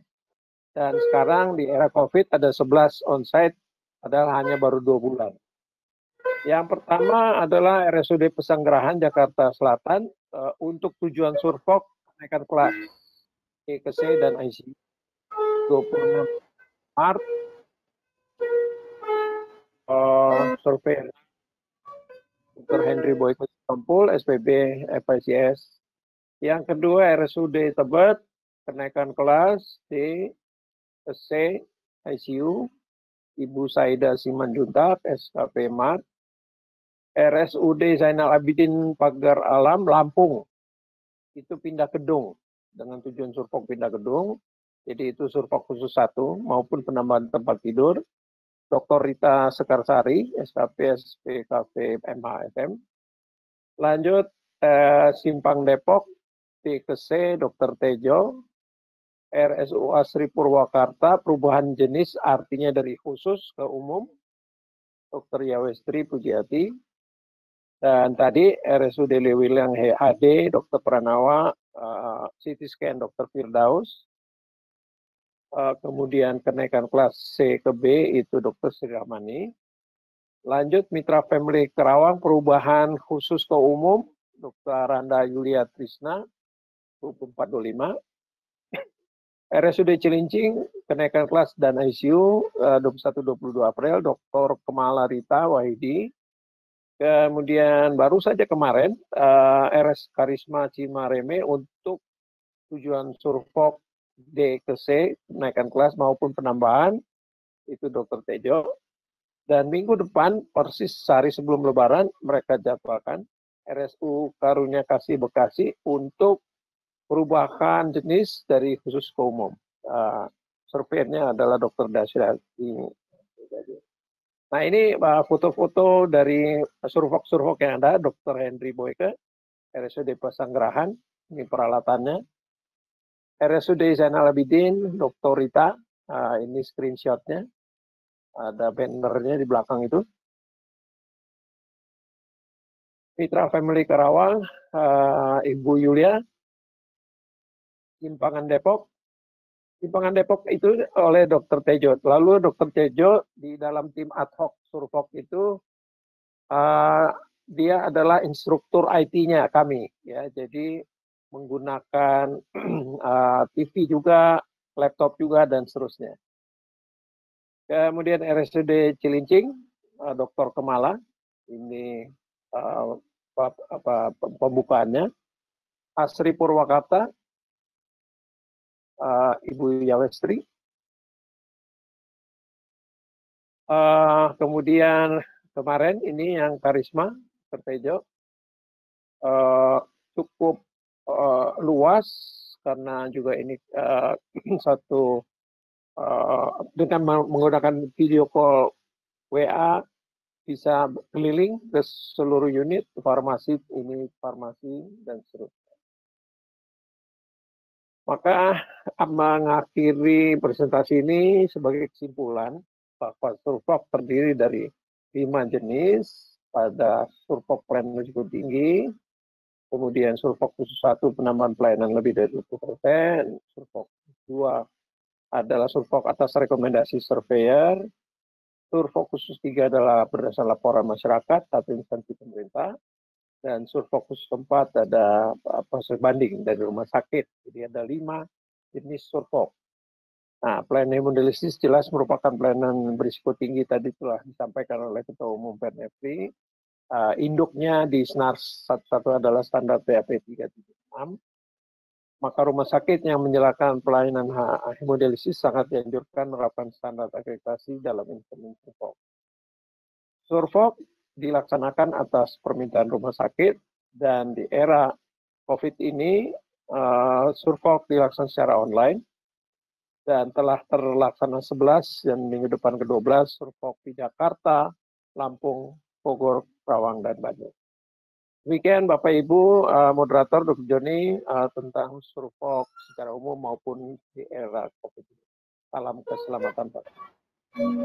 Salam keselamatan pasien. Baik, terima kasih Dr. Niko, juga lengkap seperti kita sama-sama Pak Ibu sekalian dengar tadi HD topik utamanya, tapi karena HD ini adalah pelayanan risiko tinggi, maka dia menjadi bagian dari satu survei khusus di KARS yaitu Surfok yang berjumlah 18, dan Surfok HD ini adalah nomor 1. Sudah dilaksanakan 11 secara onsite dan 11 juga secara online. Nah, khususnya pada era COVID ini, sesuai dengan topik kita, memang online lah harus dikerjakan karena pelayanan nggak boleh ditunda seperti kata Dr. Lydia Aida tadi. Baik, terima kasih sekali lagi Dr. Niko. Ada waktu sedikit kita minta pengalaman. Yang pertama saya ingin dengar pengalaman dari Dr. Pipik tadi, Direktur Rumah Sakit Lewiliang. Sebentar saja Dok, singkat karena kita akan tanya jawab. Yang kedua nanti dari Pak Beno Harman sebagai juru bayar dari pelayanan ini. Bagaimana pandangan Pak Beno? Satu tentang pelayanannya, kedua tentang Surfok yang dikerjakan secara online ini bagaimana. Baik, saya persilakan Ibu Dr. Pipik. Saya baru juga tahu bahwa Ibu Pipi ini Ibu. Tadi saya pikir, Bapak, sorry. Bapak, sorry. Tadi saya pikir Ibu ya. Bapak Dr. Pipik, SPPD dari Lewiliang. Silakan. Mohon maaf.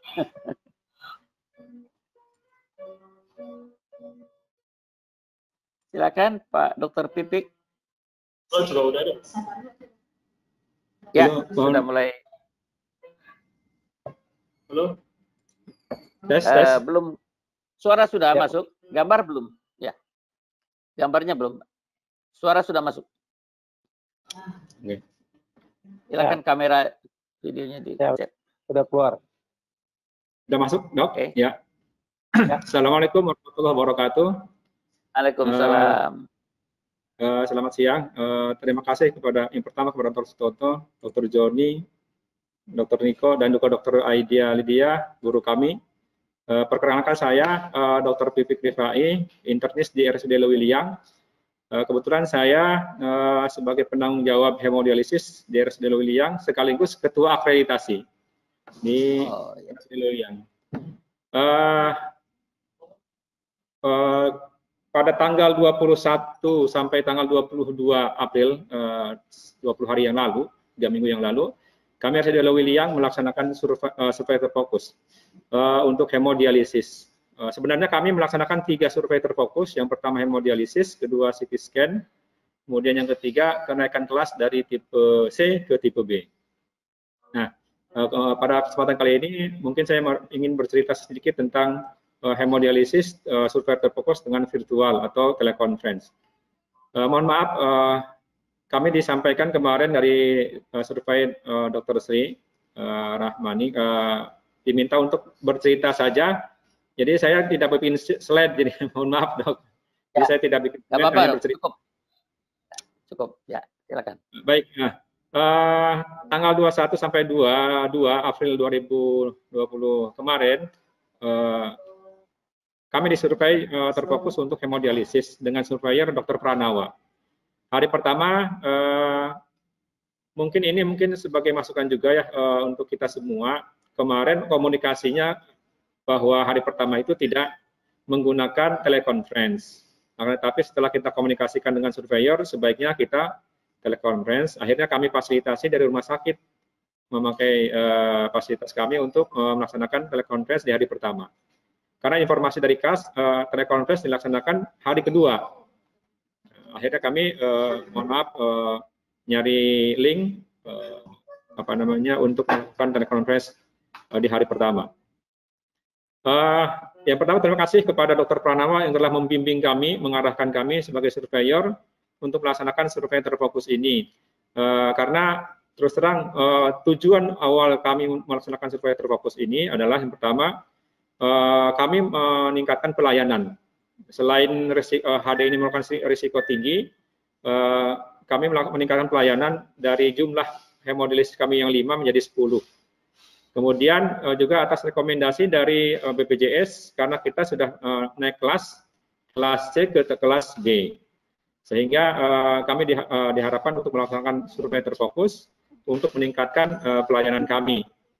Maka dari itu kami segera membuat surat ke KARS untuk disurvok, dan alhamdulillah pada tanggal 1, 21 sampai 22 kita dilaksanakan survok dengan lancar. Sudah kami komunikasikan dengan surveyor dan KARS, terutama kita pengisian sismadak dulu sebelumnya, seminggu sebelumnya kita melakukan sismadak. Hanya saja memang kendala kami tanya ke KARS, minta sismadak yang khusus survok, itu kami tidak dapatkan. Akhirnya kami sismadak itu di sismadak secara umum RSUD Lewiyang. Akhirnya kesulitan surveyor membaca semua elemen penilaian, standar, dokumen dan lain sebagainya itu secara umum. Maka dari itu kemudian Dr. Pranawa meminta untuk mengubah langsung dirubah ke email beliau untuk dikirim khusus untuk HD. Akhirnya kami perbaiki. Alhamdulillah berjalan dengan lancar. Untuk hari kedua ini memang ada kendala di kami hari telusur itu ke lapangan. Nah di lapangan ini terkadang mohon maaf spot-spot kami ini terkadang terputus linknya akibat wifi-nya tidak tersedia dengan bagus. Nah itu mungkin pengalaman kami kepada rumah sakit yang akan disurvei. Mohon sekiranya di beberapa spot yang akan disurvei disediakan link yang bagus, wifi-nya kuat sehingga tidak terputus-putus. Kemudian untuk peningkatan tipe C dan tipe D dengan Dr. Rahmani juga berjalan dengan bagus karena ada perbaikan dari beberapa sistem kami sehingga alhamdulillah kami mulai lebih pengalaman dibandingkan dengan pelaksanaan survok di hari pertama dan kedua survok hemodialisis. Di ketiga keempat CT scan, kelima dan keenam kenaikan tingkat kelas tipe B, alhamdulillah berjalan dengan bagus, ada perbaikan di sana sini. Itu mungkin pengalaman kami, mungkin ada sedikit konfirmasi, mohon silakan. Terima kasih atas kesempatan yang diberikan kepada kami. Mohon maaf saya pakai masker karena di sekitar kami ada kru saya ini berada di rumah sakit.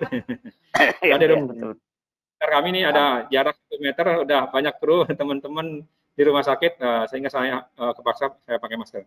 Mohon maaf mungkin ada kata-kata yang tidak berkenan. Assalamualaikum warahmatullahi wabarakatuh.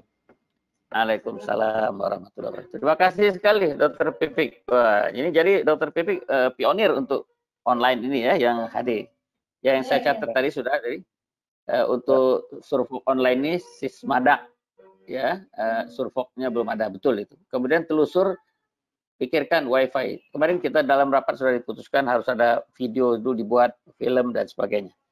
Baik, kita lanjut lagi sebelum nanti kita masuk, waktu kita agak sempit ini. Pak Beno Harman saya harap untuk tampil sedikit memberikan ulasan dari segi BPJS bagaimana ini nanti. Tentu ketakutan rumah sakit selalu ini. Apakah survok yang online ini diakui apa enggak gitu. Kemudian Jadi banyak rumah sakit yang walaupun COVID tadi Bu Aida katakan, tetap pasien HD-nya juga membutuhkan pelayanan. Saya persilakan Pak Beno Harman dari BPJS. Beliau jabatannya adalah Asisten Deputi Pengelolaan Vaskes. Ya, saya persilakan Pak Beno.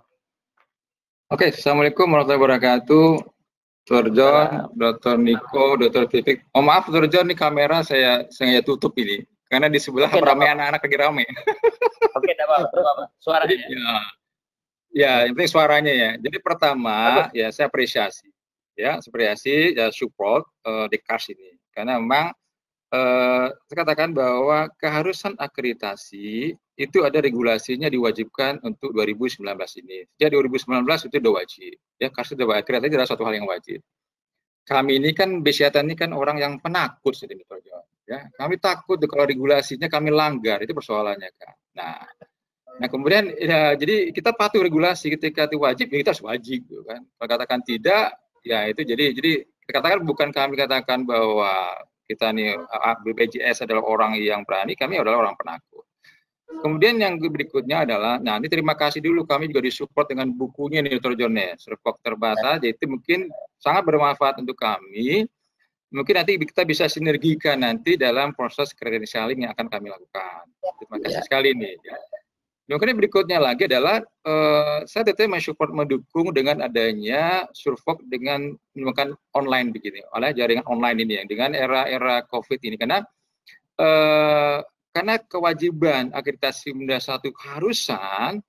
Nah, ada beberapa rumah sakit ya, maaf dikatakan bahwa ada perubahan dari rumah sakit yang ganti rumah sakit RSIA khusus menjadi umum, atau seperti yang Liwiliang naik kelas jadi C dan D, bahwa memang persyaratan juga ada Survok terbatas. Nah, dengan adanya Survok online ini tentunya tidak menjadi hambatan teman-teman rumah sakit untuk bisa mengajukan menampilkan bahwa mereka sudah terakreditasi dan sebagainya. Ya, itu di saya. Dan karena dengan adanya surat kemarin dari Kementerian Kesehatan bahwa dengan adanya COVID ini menjadi alasan beberapa rumah sakit untuk menunda survei terbatas ini. Tapi sebarang itulah, ya memang kita memaklumi itu dalam satu sisi, tapi tentunya dengan adanya komunikasi media ini, nah itu kami juga menghimbau, karena seperti contoh William itu nggak ada hambatan, ketika ada keinginan, mereka bisa maju gitu. Nah, ya bisa maju, jadi nggak ada alasan untuk katakan bahwa COVID ini menjadi tertunda dan sebagainya. Kemudian berikutnya adalah memang kita percaya bahwa tentunya dengan adanya akreditasi ini, kita berharap mutu pelayanan kan lebih bagus. Karena lebih bagus karena kita lihat tadi dengan caranya survei pun juga menampilkan secara visual gitu kan. Jadi itu yang saya sampaikan. Jadi ya kita ada masalah tuh kami akan tetap mencoba. Pertama itu memang apakah dilakukan nanti dengan secara online, ya tentunya dengan Survok terbatas ini. Nanti tidak bisa dengan yang reguler ya. Kalau reguler kan banyak proses yang kita ini kan. Tapi kalau Survok terbatas kan yang terbatas hanya pada satu penamat saja. Prestasi nggak ada masalah. Kita support dan kita terima kasihlah atas KARS. Kalau nanti yang menyampaikan itu ya kita akan terima seperti itu. Wah, nah, kemudian kemudian dengan nanti sampai katakan HD tadi memang John, kami ini kan ada 2.475 rumah sakit yang bekerjasama dengan kami ya, seperti provider JKN. Ada 715 rumah sakit yang sudah menjadi provider pelayanan HD. Ada 47 klinik utama. Nah, kami katakan lagi memang ya kami berharap memang dengan adanya akreditasi ini tentunya kualitas hemodialisa itu akan lebih baik. Karena ada beberapa kali kami monitor tentang bukan hanya SDM, kemudian alat dan sebagainya. Karena kebanyakan dari rumah sakitnya adalah alat-alat yang KSO. Nah ini catatan lagi KSO.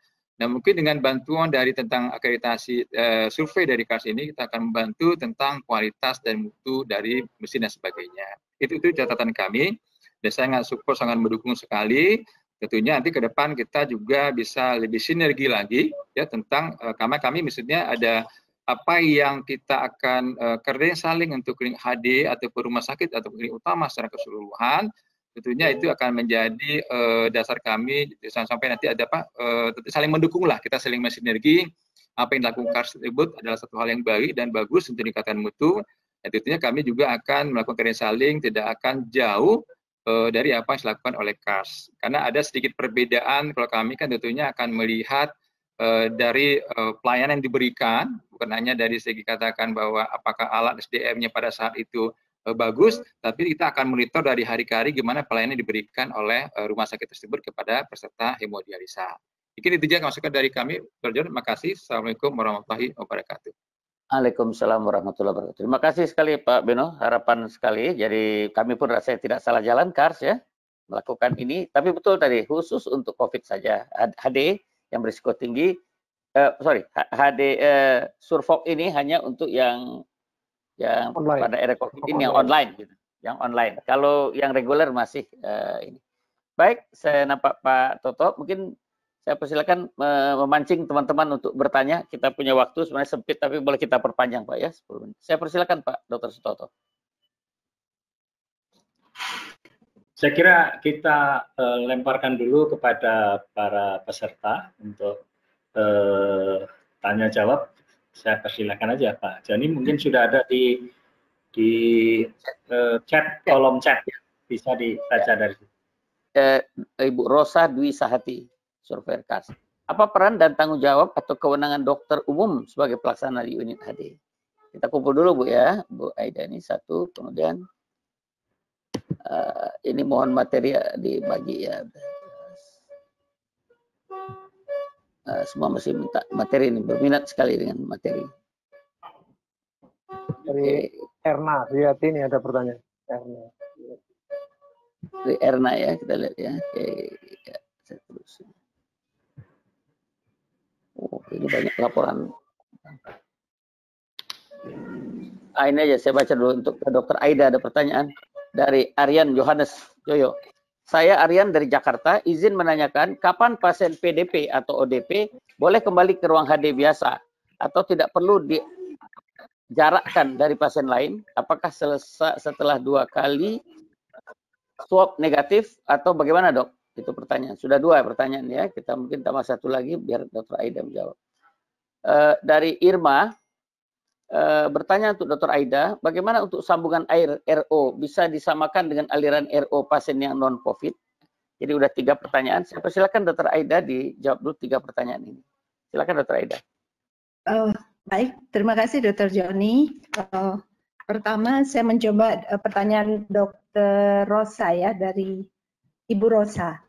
Jadi menanyakan apa kewenangan dari dokter umum pada unit HD. Jadi di unit HD itu memang tadi sudah disampaikan ada supervisor, ada DPJP dan ada dokter umum. Jadi dokter umum di sini adalah dokter pelaksana HD kalau kita bilang. Jadi dia itu dokter in charge yang terus-menerus ada di unit HD karena pasien HD itu seperti tadi disampaikan berisiko tinggi, suatu saat bisa tekanan darahnya turun atau bahkan naik kadang-kadang pada saat HD. Jadi dia sebagai troubleshooter. Jadi kalau ada masalah dia menghubungi DPJP-nya. Dan dia menjalankan instruksi dari DPJP. Misalnya dosis HD, kemudian juga memastikan bahwa obat-obatan pasien masih ada, membuat resep di mana perlu. Seperti itu Dok, mudah-mudahan terjawab. Jadi dia standby di unit HD. Karena kalau DPJP nggak mungkin standby. Karena DPJP ini dia punya SIP bisa di 3 rumah sakit ya. Karena SPPD ini juga masih sedikit tenaganya. Jadi dokter umum lah yang standby di unit HD. Mudah-mudahan terjawab. Saya boleh ke pertanyaan nomor 2, Dr. Joni? Silakan Dr. Aida ya. Pertanyaan nomor 2 dari Dr. Aryan Yohanes. Pertanyaannya adalah kapan ODP atau PDP bisa kembali ke dilakukan HD seperti pasien biasa. Ya. Tentu kalau sudah kita swab sama dengan pasien-pasien yang lain sudah kita nyatakan sembuh dan 2 kali swab sudah negatif, pasien bisa kembali HD di unit HD biasa. Ya. Pertanyaan ketiga mengenai sambungan RO. Ya, itu tidak ada bedanya, jadi sama saja. Sama saja, tidak ada bedanya spesifik untuk pasien COVID atau non-COVID. Ya. Oh ya, terima kasih Dr. Aida ya. Berikut nih pertanyaan buat Dr. Niko. Ya, nanti masih Dr. Aida ada lagi. Ini ada pertanyaan dari rumah saya dari Ibu atau Bapak ini, Amela Misela, Ibu mungkin ya. Kami dari Rumah Sakit Khusus Ginjal Rasida, Medan. Mau bertanya, apakah survei online hanya dilakukan untuk survei terfokus saja atau untuk akreditasi lanjutan dilakukan secara online juga? Satu pertanyaan ya, nanti kita lihat lagi. Dari Sumiari perluasan HD. Karena Luh Sumiari. Luh Sumiari ya. Ya, oke. Ya. Untuk rumah sakit yang sudah akreditasi dan sudah ada unit HD saat akreditasi yang lalu ya. Kemudian rumah sakit berencana melakukan perluasan HD. Apakah akan kena Survok HD? Nah, itu untuk Dr. Niko juga pertanyaannya. Mungkin itu dulu dok ya, dijawab dua pertanyaan sambil saya cari. Oh ini ada satu lagi ini. Untuk Dr. Aida. Dr. Niko cukup dua dulu. Silakan Dr. Niko dijawab. Ya, terima kasih. Jadi untuk perluasan untuk Ibu Sumiari, perluasan hemodialisis masuk ke dalam kriteria Survok khusus 1, perluasan pelayanan, yaitu saat ini pada angka 20%. Jadi kalau lebih dari 20% haruslah dilakukan Survok karena itu masalah sistemnya mutu, safety-nya tentu akan ada perubahan dan itu harus dicek melalui Survok. Yang kedua, pertanyaan dari Medan, Rumah Sakit Khusus Ginjal Rasida, apakah survei online ini hanya pada Survok? Jadi, selama era COVID ini sudah membahas hal itu. Yang pertama paling bisa jalan adalah Survok. Yang kedua, survei verifikasi, walaupun ini masih menunggu kesediaan rumah sakit. Jadi survei verifikasi. Yang ketiga, bimbingan sudah dilaksanakan. Survei bimbingan, malahan Dokter Joni yang menerapkannya. Gitu. Ya. Dan survei reguler pasti belum, karena itu masih dipikirkan, sedang dipikirkan. Demikian Pak Joni.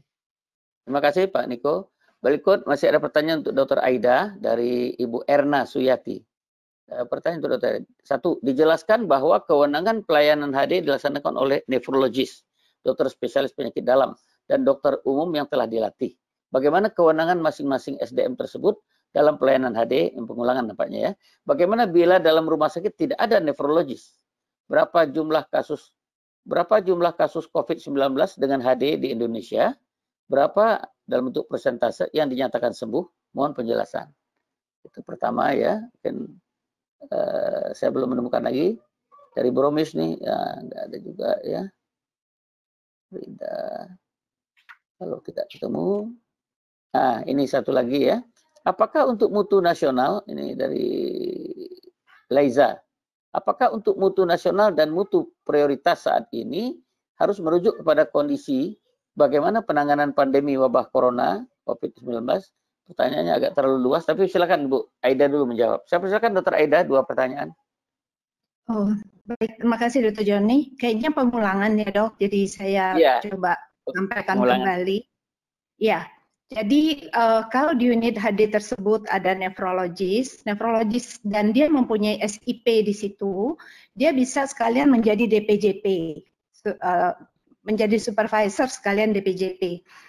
Lalu kalau tidak ada, tadi pertanyaannya bagaimana kalau tidak ada? Kalau tidak ada, di sana mesti ada internis yang sudah mengikuti pelatihan.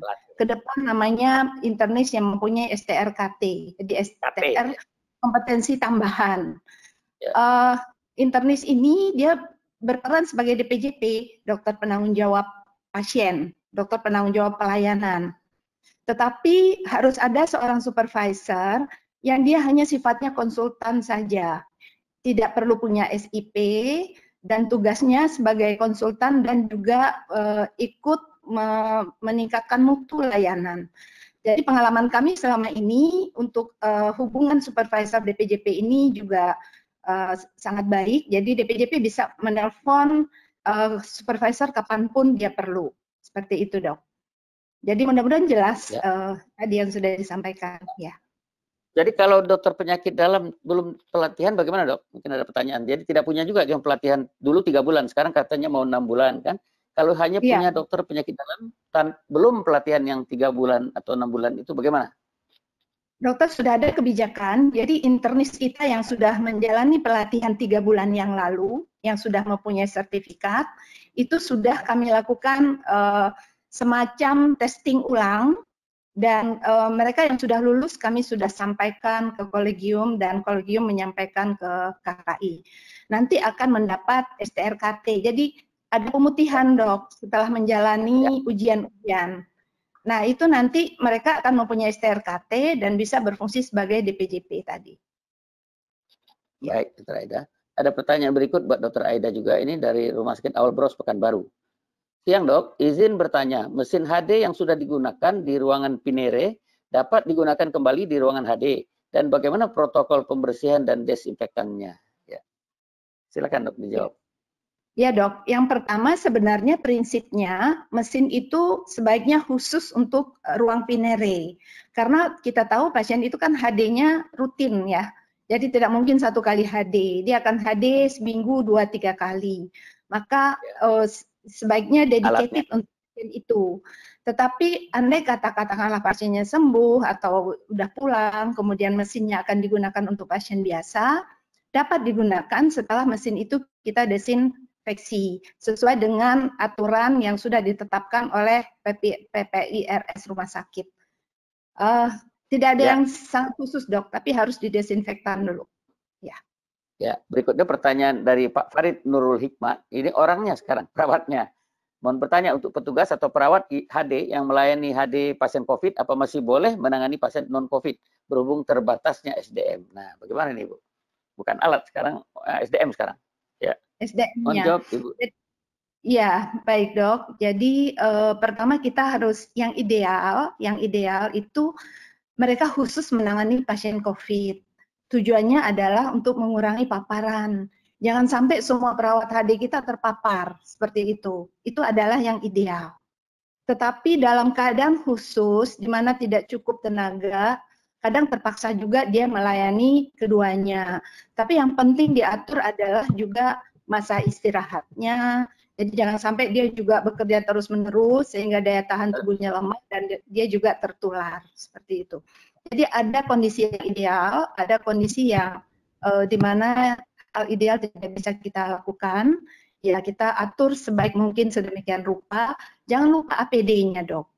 Jadi sudah dia bekerja pada pasien yang COVID dan non-COVID, lalu kalau APD-nya juga tidak cukup, nah itu kasihan sekali. Jadi seperti itu dok ya, yang bisa baik, Dr. Aida. Nah masih ada lanjut satu lagi. Kalau tadi mesin sudah, perawat sudah, sekarang pasiennya lagi pertanyaan dari Rumah Sakit Dewi Sri, ya, mungkin Karawang nih ya. Untuk Dr. Aida, kami ada di zona transmisi lokal, ya, mereka sudah merah ya.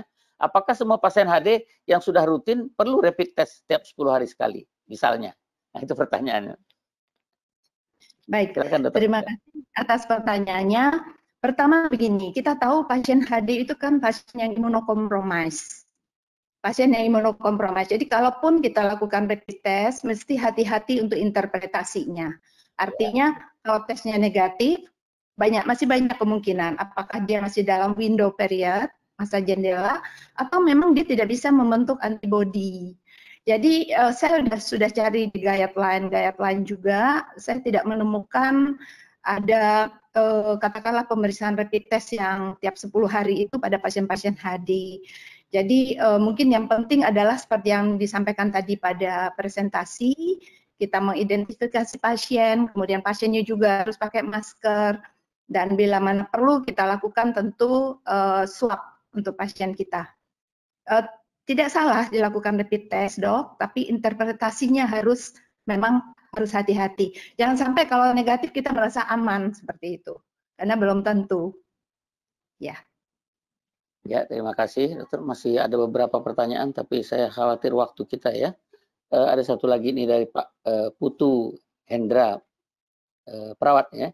Saya Dewi, perawat HD Bayangkara Denpasar. Ingin bertanya pada Dr. Aida, apakah screening kasus COVID-19 di ruang HD itu akurat. Sedangkan saat ini banyak ditemukan data ketidakjujuran pasien kepada petugas medis karena reagen untuk rapid test juga terbatas. Kami mohon petunjuk. Mungkin terakhir pertanyaannya Dr. Aida ya. Silakan, Dok. Ya, untuk rapid test tadi saya sudah jawab ya Dok, karena rapid test di kita masih memakai antibody, IgM atau IgG. Jadi harus hati-hati untuk interpretasinya. Kalau ketidakjujuran pasien memang pernah juga terjadi, dan ini pernah kita diskusikan juga di Pernefri. Jadi ada pasien mengatakan, saya mendingan bohong aja gitu. Jadi saya demam tapi saya tidak jujur. Nah ini tentu edukasi terhadap pasien juga perlu. Jadi kalau dia tidak jujur, dia akan membuat banyak orang, katakanlah kalau dia positif, banyak orang yang tertular, tidak hanya perawat tapi juga keluarganya sendiri. Jadi memang edukasi untuk pasien-pasien kita itu penting kita lakukan dan kita pastikan kembali kadang-kadang harus diulang-ulang. Jadi pasien itu harus tahu persis kenapa dia mesti jujur. Tidak hanya untuk dirinya saja, tapi juga untuk keluarganya. Ya, terima kasih. Jadi juga kalau dia jujur, maka pasien HD lain juga akan tertolong, begitu Dok ya. Ya, masih banyak pertanyaan, namun waktu kita juga yang banyak pertanyaan tadi meminta. Pak Joni, ya, Pak Joni, Pak Niko, silakan. Ingatkan. Siapa ini? Pak Niko, silakan. Jadi ya, silakan. Tadi saya sudah mengemukakan pola semila supaya dipergunakan dengan intensif, karena ketika kita belum memahami sesuatu aspek, setelah membaca standar elemen penilaian maksud tujuan dan instrumen, linknya juga, maka ada acuan. Nah, acuan ini dari standar profesi, para profesional, organisasi profesi, dan peraturan perundangan lainnya, itu sekarang ini mengalir perubahan-perubahan dalam kaitannya dengan COVID. Oleh sebab itu harus rajin mencari sumber-sumber tersebut, lalu menjadikannya sebagai acuan. Terima kasih. Ya, terima kasih Dr. Riko. Saya juga mau Ibu Aida banyak yang minta materi Ibu, jadi boleh ya materi Dr. Aida ini nanti kami share. Nanti saya minta Pak Indra menyampaikan di sini apa linknya atau gimana supaya di chat saja ditulis. Di chat ditulis linknya, banyak sekali yang minta ini. Baik, karena waktu juga, saya akan persilakan Pak Dr. Sutoto sekarang untuk memberikan summary atau sebagai penutup dari webinar kita yang sangat menarik ini, namun waktu juga yang tidak mungkin kita lanjutkan. Saya persilakan Pak Dr. Sutoto. Terima kasih Dr. Joni. Tadi ada satu pertanyaan, apakah juga ada survei dengan telekonferensi untuk akreditasi? Jadi tadi Dr. Niko sudah menyampaikan bahwa penggunaan telekonferensi untuk survei sudah dilakukan berbasis permintaan rumah sakit. Jadi rumah sakitlah yang meminta kita membantu rumah sakit melayani, yaitu survei terfokus, survei bimbingan, survei terfokus, survei verifikasi dan bimbingan. Tadi ada pertanyaan, apakah ada juga untuk survei akreditasi?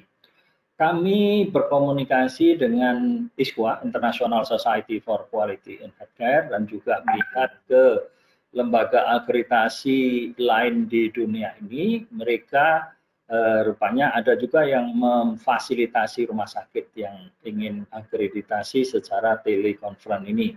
Oleh karena itu, KAR sedang menyusun untuk dimungkinkannya akreditasi secara telekonferensi. Ini tujuannya untuk membantu rumah sakit yang belum terakreditasi, ya, sehingga di dalam kemungkinan nanti ada survei akreditasi dengan telekonferensi itu harus berdasarkan permintaan dari rumah sakitnya, bukan dari KARS-nya, tapi dari rumah sakitnya. Bapak Ibu yang saya hormati, webinar kali ini telah dapat kita ikuti bersama. Saya akan sedikit berikan garis besarnya.